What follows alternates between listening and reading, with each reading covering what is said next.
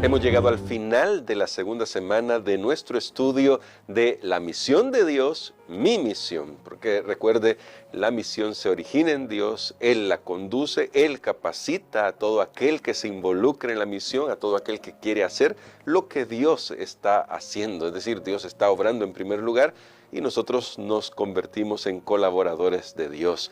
En esta semana estuvimos hablando sobre la misión de Dios en nuestro favor, la segunda parte, y ya comenzamos a ver nuestra participación. Pero hoy vamos a orar y vamos a hacer un resumen. Nuestro pastor nos va a ayudar a ver algunos elementos que necesitamos apuntalar bien en nuestra mente, en nuestro corazón, a fin de que podamos vivir la misión. Vamos a orar. Querido Padre, estamos muy agradecidos por el estudio de esta semana. Sin duda alguna nos desafía a nosotros que a veces tendemos a rehuir nuestras responsabilidades como cristianos, pero te pedimos, en primer lugar, perdónanos y en segundo lugar, inspira la misión en nuestro corazón al contemplarte a ti. Ayúdanos a contemplar lo que tú eres y lo que tú haces en nuestro favor. Lo pedimos en el nombre de Jesús. Amén. Amén. Esta semana comenzamos con un tema bastante profundo, pastor. Los demás temas siempre son profundos, pero fueron un poquito más tendientes a lo práctico. Pero hablamos acerca del Dios Trino y cómo se origina la misión en nuestro Dios, en la deidad. Y me gustaría, pastor, que nos ayudara a explorar esta idea hacia el final de la semana para el resumen, para recordarnos que cuando nosotros estamos en misión, en realidad no estamos inventando nada, ni estamos haciendo algo extra más de lo que Dios ha hecho. En realidad solamente estamos siguiendo los mismos pasos de Dios. Totalmente de acuerdo, hermano Gerson, y me gustó eso. No estamos inventando nada. No, es que la iglesia no inventa la misión. Es la misión que ya existe porque nace en el corazón de Dios. ¿Y quién es Dios? Esa siempre ha sido la gran pregunta. ¿Quién es Dios? ¿Cómo es Dios? En la Biblia, voy a ser honesto, no se trata de explicarnos exactamente esas preguntas como nosotros quisiéramos que se nos explicara y de defender y que sí, yo Dios existo. No, se da por sentado que es Dios el creador de los cielos y de la tierra y de todo lo que hay, el universo entero, es el gobernante supremo. Se da por sentado, en el principio creó Dios los cielos y la tierra. No te dice quién es, cómo es, pero la Biblia nos revela algo más acerca de Él. Y una de esas revelaciones es que Él es un Dios, es un solo Dios que muestra su amor al mundo, pero que ese Dios, que incluso la Shema, la oración que tenía el pueblo de Israel, oye Israel, Jehová nuestro Dios, Jehová uno es, pero ahí había una clave. Ese uno no era un uno de único, sino que era un uno que está conformado por más partes, pero que forman una unidad.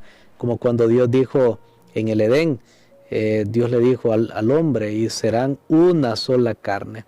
No era uno de único, como cuando se dice de aquel juez que dice la Biblia tenía una sola hija, o sea, no tenía a nadie más. No es ese uno.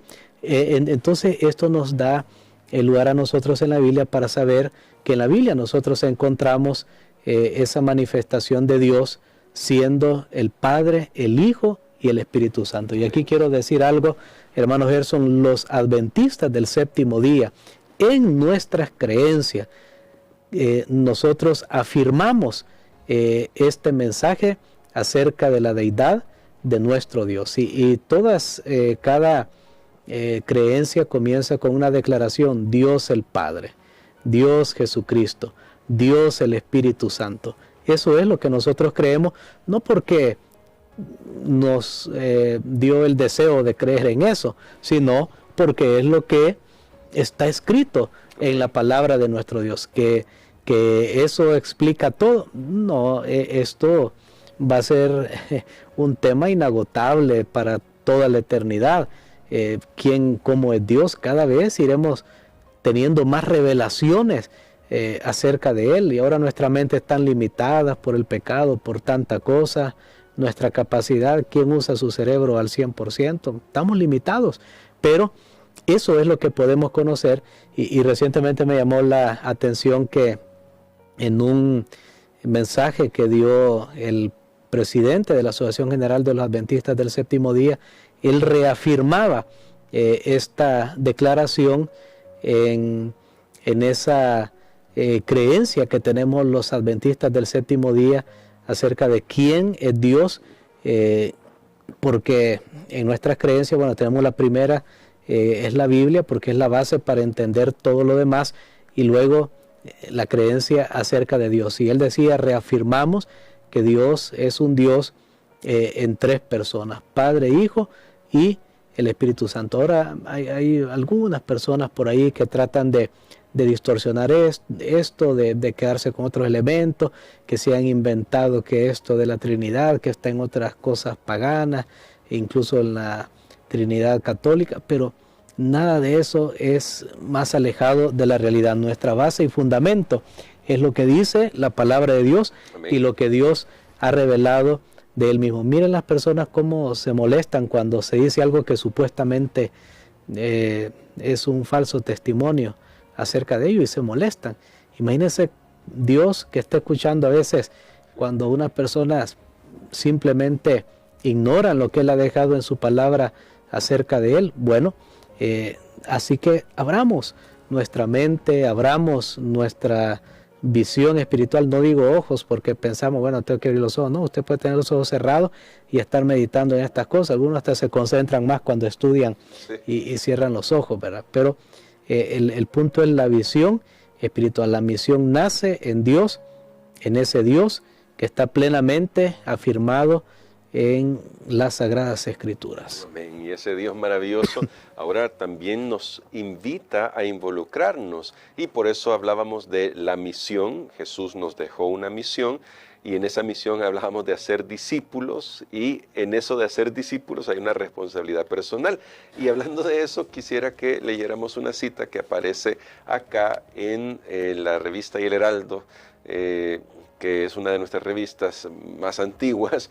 Y Elena de White escribió lo siguiente: en vez de congregarse y rehuir la responsabilidad y la carga de la cruz, los miembros de la iglesia se dispersarían por todas las tierras, dejando que la luz de Cristo brillara desde ellos, trabajando como Él lo hizo por la salvación de las almas, y este evangelio del reino sería llevado rápidamente al mundo. Pastor, a veces pareciera que lo que nos gusta más es congregarnos, pero aunque no estamos diciendo que congregarse está mal, porque de hecho debemos hacerlo, ¿cómo es que a veces rehuimos nuestra responsabilidad? Bueno, reflexionando en esta declaración, recordé algunas cosas que tienen que ver con la naturaleza humana. Una de ellas, nosotros como seres humanos, cuando descubrimos algo o algún beneficio, a veces no lo compartimos. Nos quedamos con eso solo para nosotros, temiendo que tal vez pueda no estar disponible después para nosotros si lo compartimos. Voy a poner algunos ejemplos. Por ejemplo, la gente dice, descubrimos aquí una playa que no llega mucha gente, y no hay que hacer bulla, que donde queda, porque se va a arruinar, van a venir más personas, un río, un cierto lugar, y la gente hace eso. Voy a poner otro ejemplo en otra línea. Por ejemplo, alguien que es un cantante y dice, si yo doy esta clave, si es un jugador, si es un orador, siempre se reservan, ojo, porque esa es la naturaleza humana, siempre se reservan como la clave de todas las claves del éxito. Algo se reservan y dicen, no, esto no lo voy a compartir con las personas, porque esto solo yo lo voy a realizar. Ahora, lo mismo pasa lastimosamente con el Evangelio. Cuando conocemos el Evangelio, por alguna razón nuestra naturaleza humana nos hace, y eso pasa con la mayoría de miembros, nuestra naturaleza humana nos hace albergarlo solo para nosotros, el beneficio solo para nosotros, y entonces nos olvidamos que tenemos que compartir, y lo que comenzamos a hacer es que nos congregamos. Yo no digo que está mal que nos congreguemos, yo no digo que está mal que usted escuche el Evangelio. Gloria a Dios por los cientos, miles de miembros que tenemos en nuestras iglesias, millones de miembros que tenemos alrededor del mundo. Pero recuerden que el plan de Dios no es que nos quedemos con esto solo para nosotros, sino que ahora la orden es ir a todas las naciones y hacer discípulos. Pero sucede ese fenómeno y cuando uno se pone a ver en las iglesias, hermano Gerson, realmente cuántas personas son las que están compartiendo, los que están en la misión de Dios, realmente nos quedaríamos sorprendidos porque a veces en la gran mayoría de lugares son muy pocos. Por eso una lección como esta debería tener la tendencia de cambiar esa situación, porque entre más testigos hay, definitivamente la causa es más fuerte. Ustedes saben que en un juicio, ¿verdad? Si alguien dice, mira, aquí tengo 30 testigos de algo, bueno, es un gran peso eso, es decir, aquí tengo uno, aquí tengo dos, aún así es válido con uno, pero imagínense que alguien diga, mira, aquí tengo 50,000 testigos, va a ser algo irrefutable. Ahora, entre más personas vivamos el Evangelio, creo que el Evangelio va a ser predicado pronto y entonces vendrá el fin. Y entonces, pastor, eso me lleva a la siguiente pregunta para terminar nuestra reflexión, y esta pregunta tiene que ver con lo siguiente: ¿cómo nos aseguramos de, cuando entramos a la iglesia, ser discípulos de Jesús? Porque parece que podemos llegar a ser cristianos, es decir, aceptar todo un cúmulo de conocimiento, de teoría, y todavía no ser discípulos. Entonces, ¿cómo nos convertimos en discípulos? Porque el discípulo por naturaleza se va a multiplicar, va a ir a otra persona y le va a contar lo que ha hecho Jesús por él. Mire, es interesante esa pregunta y no tenía pensado esta respuesta. Había pensado en otra respuesta, pero el gran problema es que los que ya estamos dentro le damos un mal ejemplo a los que están entrando. Sí. Porque usted mencionó una palabra clave, una persona que se convierte naturalmente, su deseo va a ser compartirlo. Y por eso se ha dicho siempre que una persona recién ingresada a la iglesia es más fácil que tenga amigos todavía que no son miembros de la iglesia, su familia, sus amigos, compañeros, etcétera. Entre más tiempo tenemos nosotros de ser miembros, sí, menos amigos tenemos ya que no son de la iglesia. Entonces, ¿qué pasa con esa persona que naturalmente debería ser testigo? Nosotros que ya estamos adentro les damos el mal ejemplo, porque les mostramos que ahora que ellos han entrado a la iglesia, lo que tienen que hacer es asistir al culto fielmente, dar sus diezmos y ofrendas, orar, leer la Biblia y luego regresar la siguiente vez. Y ahí, ¿verdad?, vivir una vida sensata, equilibrada, no meterse en problemas. Eso es lo que les mostramos. Pero imagínense, hermanos Gerson, si en una iglesia hay 50 miembros, ok, y entra una persona, y digamos que los 50 están ahí en el culto, y luego dice, hermanos, esta tarde a las 2:30 vamos a reunirnos aquí porque vamos a ir a repartir víveres, vamos a ir a hacer esto, vamos a ir a dar estudios a tal lugar. Y entonces la persona, digamos que es su primer sábado que ya ha ingresado a la iglesia. Y entonces ve y escucha que todo el mundo habla, sí, hermano, nos vemos a las 2:30, y los 50 llegan a las 2:30. El nuevo no tiene opción. Y dice, bueno, yo también tengo que llegar a las 2:30. No hay opción. Pero ¿qué pasa hoy? Lo que pasa hoy es, se hace ese llamado, llegan 2:03, el nuevo dice, entonces esto es opcional. Nosotros mismos que ya estamos arruinando a los que están entrando. Y creo que estas lecciones son bien prácticas, lo dije el día de ayer, son lecciones muy prácticas, pero es lo que necesitamos como iglesia. La experiencia cristiana no puede quedarse solamente en la teoría.